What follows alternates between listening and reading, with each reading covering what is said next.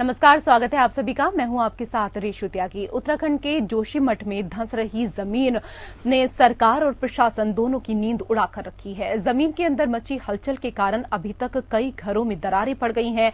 हालातों को देखते हुए उत्तराखंड के मुख्यमंत्री पुष्कर सिंह धामी अब जोशीमठ का दौरा करेंगे और स्थिति का जायजा लेंगे। जोशीमठ में जमीन धंसने और कस्बे के कई घरों में दरारें आने के बाद मुख्यमंत्री धामी ने कहा कि जिले के लोगों को बचाने के लिए आवश्यक कार्रवाई की जाएगी। सीएम पुष्कर सिंह धामी ने कहा, मैं जल्द ही जोशीमठ का दौरा करूंगा और स्थिति को संभालने के लिए कदम उठाऊंगा। सभी रिपोर्ट की निगरानी की जाएगी और सभी आवश्यक कदम उठाए जाएंगे। मैंने स्थिति की निगरानी के लिए नगर निगम के अध्यक्ष शैलेंद्र पवार से बात की है। इससे पहले जोशीमठ नगर पालिका अध्यक्ष शैलेंद्र पवार ने कहा कि मारवाड़ी वार्ड में जमीन के अंदर से पानी का रिसाव होने से घरों में बड़ी दरारें आ गई हैं। शैलेंद्र पवार ने कहा, मैं पूरी स्थिति पर चर्चा करने के लिए सीएम धामी से मिलने देहरादून गया था। ऐसी खबरें आई हैं कि मारवाड़ी वार्ड में जमीन के अंदर से पानी के रिसाव के कारण घरों में दरारें आ गई हैं। शैलेंद्र पवार ने बताया कि इस भूधसाव से नगर क्षेत्र के 574 घरों के 3000 से अधिक लोग प्रभावित हुए हैं। नगर पालिका द्वारा सभी घरों का सर्वेक्षण किया जा रहा है। कई लोगों ने अपना घर भी छोड़ दिया है। जानकारी के अनुसार उत्तराखंड के चमोली जिले के जोशीमठ कस्बे में अब तक करीब 574 मकानों में भूधसाव के कारण दरारें पड़ गई हैं। कई मकानों में ये दरारें बहुत बड़ी हैं। जोशीमठ शहर के 9 वार्ड भूस्खलन से व्यापक रूप से प्रभावित हुए हैं। शहर के इलाके में घरों की दीवारों और फर्श पर दरारें दिन प्रतिदिन गहरी होती जा रही हैं, जो लोगों के लिए खतरे की घंटी है। इस घटना के बाद लोग अपने घर से सुरक्षित स्थानों की ओर भाग रहे हैं। फिलहाल जोशीमठ कस्बे में सर्दी के मौसम के बीच भूधसाव ने लोगों की जिंदगी को मुश्किल में डाल दिया है।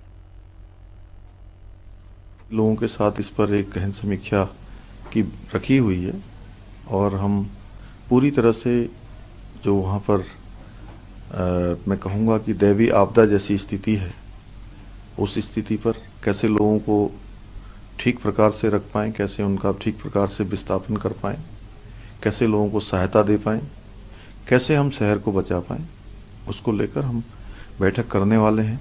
उसके अनुरूप आगे बढ़ने वाले हैं। हमारे आपदा प्रबंधन सचिव और हमारे अधिकारीगण कल से वहाँ पर गए हुए हैं और वो लगातार वहाँ का सर्वेक्षण कर रहे हैं। उस पर भी आज हम चर्चा करेंगे। भारतीय जनता पार्टी ने भी एक दल वहाँ पर प्रदेश अध्यक्ष जी के नेतृत्व में, प्रदेश अध्यक्ष जी के निर्देशन पर गया हुआ। तो जोशीमठ में भूधसाव की समस्या को लेकर प्रशासन प्रभावित परिवारों को हर संभव मदद पहुंचाने में जुटा हुआ है। प्रभावित परिवारों को नगर पालिका block BKTC guest house, GIC, gurdwara, inter college, ITI, Tapovan सहित और सुरक्षित स्थानों पर रहने की व्यवस्था की गई है। जोशीमठ नगर क्षेत्र से 50 परिवारों को सुरक्षित स्थानों पर अस्थायी रूप से शिफ्ट किया गया है। गढ़वाल आयुक्त सुशील कुमार, आपदा प्रबंधन सचिव रंजीत कुमार सिन्हा सहित विशेषज्ञ वैज्ञानिकों की टीम ने जोशीमठ में भूधसाव का प्रभावित क्षेत्रों में आज घर घर का सर्वेक्षण किया।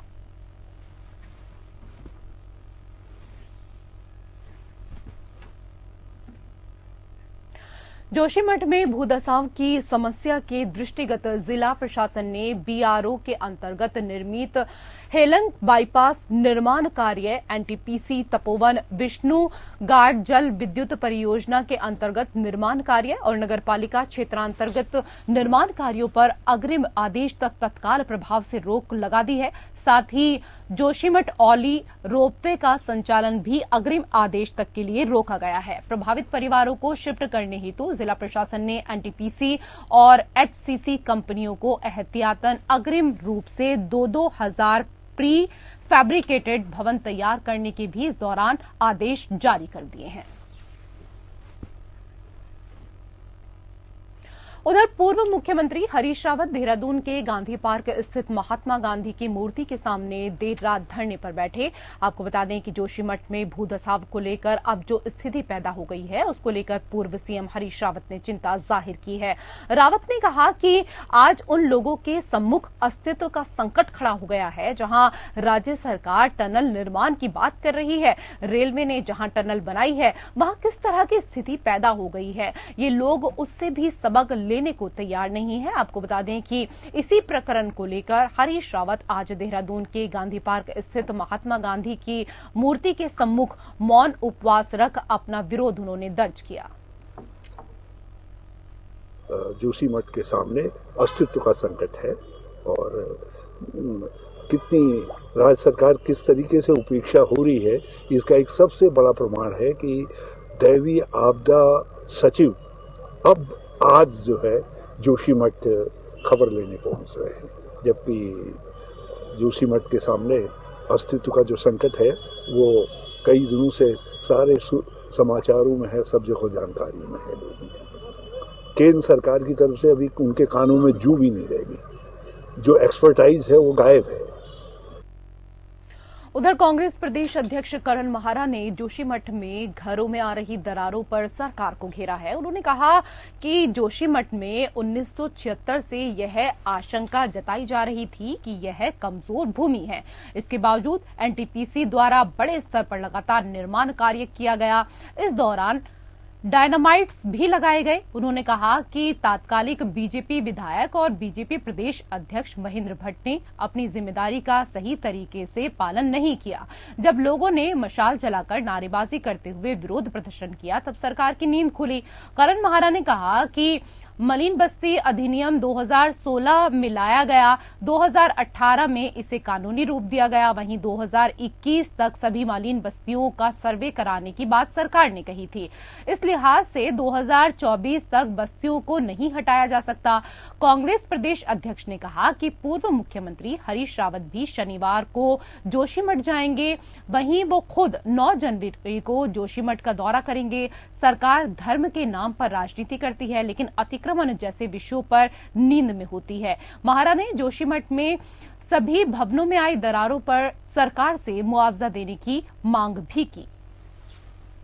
मठ की घटना निश्चित ही दुर्भाग्यपूर्ण है और लोग पिछले 21 दिन से उसमें आंदोलन कर रहे हैं। वैसे हालांकि 2021 से लगातार वहाँ के जनप्रतिनिधि, वहाँ के लोग इस पर डिमांड कर रहे थे लेकिन सरकार नहीं चाहती।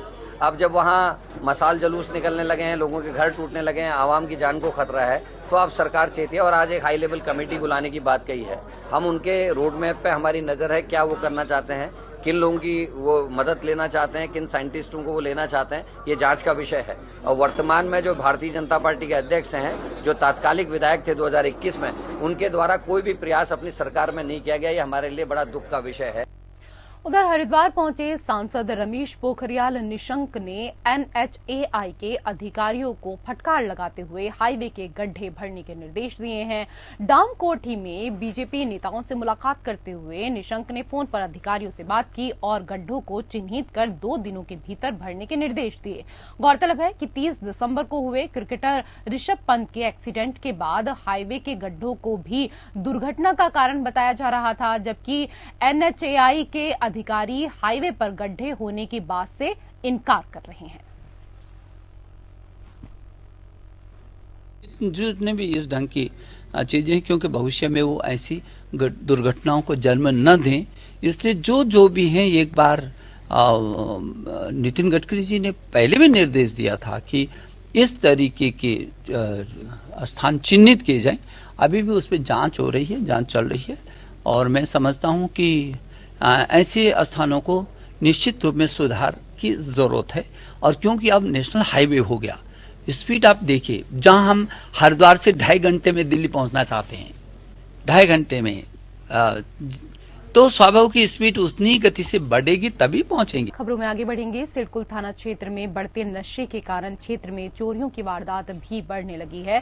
सिडकुल थाना क्षेत्र के ग्राम ब्रह्मपुरी स्थित अक्की मनी ट्रांसफर और जन सेवा केंद्र में हुई चोरी। अज्ञात चोरों ने मनी ट्रांसफर केंद्र का शटर तोड़कर दिया चोरी की घटना को अंजाम। आपको बता दें कि मनी ट्रांसफर संचालक देवेंद्र पाल ने जानकारी देते हुए बताया कि चोरों के द्वारा दुकान में रखे 15,000 रुपए चोरी किए गए हैं। सूचना पर पहुंची सिडकुल पुलिस ने आकर मामले की छानबीन की। रिपोर्ट के आधार पर आगे की कार्रवाई की जाएगी।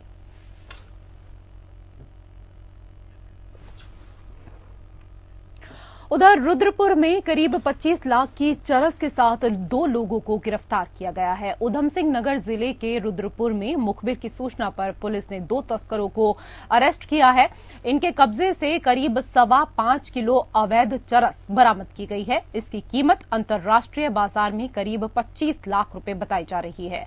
दोनों अभियुक्तों पर संबंधित धाराओं में मुकदमा दर्ज कर आगे की कार्रवाई की जा रही है। आपको बता दें कि पुलिस मुख्यालय ने उत्तराखंड के सभी जनपद को थाना स्तर पर ANTF यानी एंटी नारकोटिक्स टास्क फोर्स के गठन करने के निर्देश दिए थे, जिस सिलसिले में जनपद के समस्त थाना प्रभारियों को प्रभावी कार्रवाई करने के निर्देश दिए गए।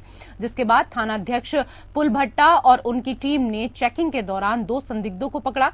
दोनों के पास से इस दौरान अवैध चरस, मोबाइल फोन और पैसे बरामद हुए हैं। पूछताछ में आरोपियों ने बताया कि वो हल्द्वानी से चरस लाते हैं और इसको बहेड़ी क्षेत्र में बेचते हैं। दोनों को रिमांड पर लेने के लिए कोर्ट में पेश किया जा रहा है। वहीं इनके आपराधिक रिकॉर्ड भी खंगाले जा रहे हैं। देखिए, माननीय सीएम साहब के निर्देशन में 2025 तक नशा मुक्त उत्तराखंड बनाना है। इसी के तहत हम काम करते रहते हैं। डीजीपी साहब का और डीआईजी साहब का सदा निर्देश रहता है। इसके तहत आज उधम सिंह नगर जनपद में एक बहुत ही बेहतरीन सफलता हमें हासिल हुआ है। तो 5.25 किलो चरस के साथ 2 अभियुक्त गिरफ्तार कर दिया है। पुलबट्टा की टीम द्वारा, पुलबट्टा की पुलिस टीम द्वारा, जो कमलेश भट्ट के नेतृत्व में काम कर रहा है, उनकी पुलिस टीम को बहुत अच्छी एक सफलता उपलब्ध हुई है। आज इस सफलता के लिए मेरे द्वारा 10,000 रुपए कैश रिवॉर्ड भी दिया गया है। 2 अभियुक्तों को गिरफ्तार कर लिया गया है। उनको जेल भेजा जा रहा है। उनकी सारी संपत्ति का जांच भी होगी और भविष्य में गैंगस्टर भी का। उधर उधम सिंह नगर के रुद्रपुर थाना ट्रांजिट कैंप की कृष्णा कॉलोनी में उस वक्त अफरा तफरी और चीख पुकार मच गई जब एक 2 मंजिला मकान में खाना बनाते वक्त रसोई गैस सिलेंडर तेज धमाके के साथ फट गया और यह 2 मंजिला मकान पूरी तरीके से धराशायी होने लगा। मलबा नीचे जाकर गिरने लगा। इस घटना में जहां 2 लोग गंभीर रूप से झुलस गए हैं, वहीं महिला सहित 4 लोग मलबे में दबकर घायल हो गए। आपको बता दें कि जनपद के मुख्यालय रुद्रपुर में एक मकान में अचानक खाना बनाते वक्त रसोई गैस सिलेंडर फट गया, जिससे 2 मंजिला मकान उड़ गया और उसमें आधा दर्जन लोग घायल हो गए। 2 लोग सिलेंडर फटने से घायल हुए हैं तो 4 लोग मलबे में दबकर घायल हुए हैं। सूचना मिलने पर आनन फानन में घायलों को जिला अस्पताल पहुंचाया गया, जहां उनका इलाज शुरू हुआ। घायलों में 2 लोगों की हालत नाजुक बनी हुई है। सूचना मिलते ही पुलिस और जिला प्रशासन सहित राहत टीमें घटनास्थल की ओर पहुंच गई। तो वहीं विधायक शिव अरोरा ने घायलों का हालचाल जाना। आबादी वाले ट्रांजिट कैंप की राजा कॉलोनी निवासी प्रेम नारायण कश्यप के 2 मंजिला मकान में उनकी बेटी नीतू कश्यप गैस सिलेंडर पर खाना बना रही थी।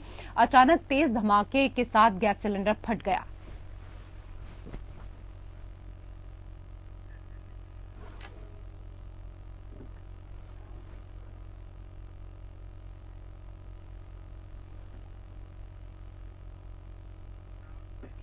अब बात ऋषिकेश की करेंगे। ऋषिकेश पुलिस ने झगड़े के दौरान गंभीर रूप से घायल कर मफलर से गला घोंटकर हत्या करने वाले आरोपी को गिरफ्तार इस दौरान किया है। आपको बता दें कि 31 दिसंबर की रात न्यू ईयर की पार्टी मनाने के दौरान आपसी झगड़े और रंजिश के चलते मृतक तुषार थापा के साथ मारपीट की गई और गला घोंटकर उसकी हत्या कर दी गई, जिसके बाद पुलिस को तहरीर मिलने के बाद पुलिस जांच में जुट गई थी। कोतवाली ऋषिकेश पुलिस ने आरोपी अरुण खरे को गिरफ्तार किया है, जो कि बागपत का रहने वाला है।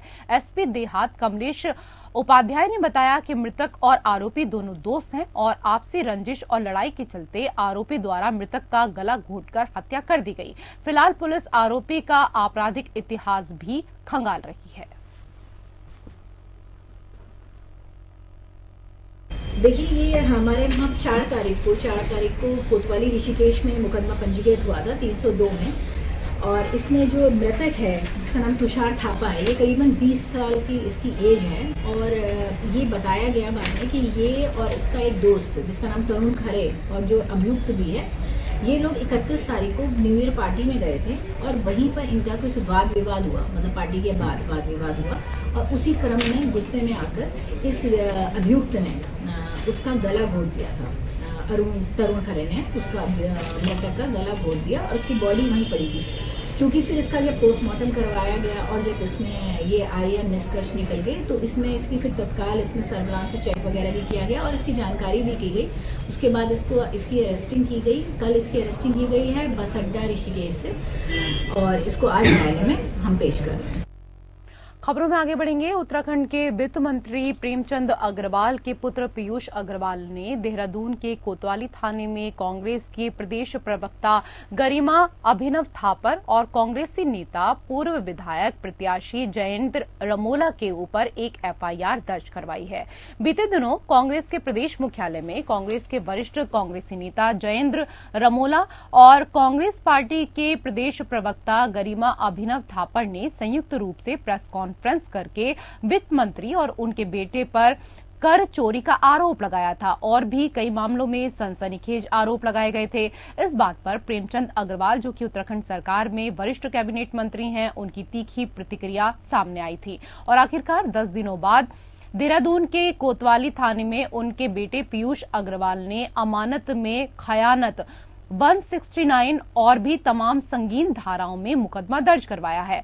इस बात पर कांग्रेस पार्टी की प्रदेश प्रवक्ता गरिमा दसौनी का कहना है कि सत्ता की हनक में यह मुकदमा दर्ज करवाया गया।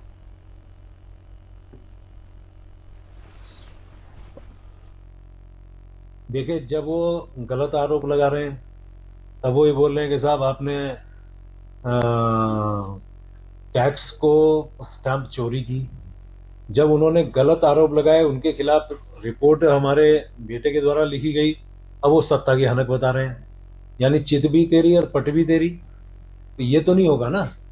यदि हमने गलत कोई आरोप आपने लगाया है, उसके खिलाफ पुलिस में रिपोर्ट दर्ज की है, अब ये पुलिस का विषय है ना, पुलिस जांच करेगी सत्य कौन है और गलत कौन है। और यदि माना हम गलत होते तो हम पुलिस में रिपोर्ट क्यों कराते? ये तो स्वाभाविक सी एक बात है ना। यदि मेरे बेटे के खिलाफ उन्होंने स्टैंप चोरी का आरोप लगाया तो साबित करें ना वो, क्योंकि जब पुलिस में रिपोर्ट दर्ज साबित करें। नहीं साबित करेंगे तो फिर आप हमारे खिलाफ कार्रवाई करिए।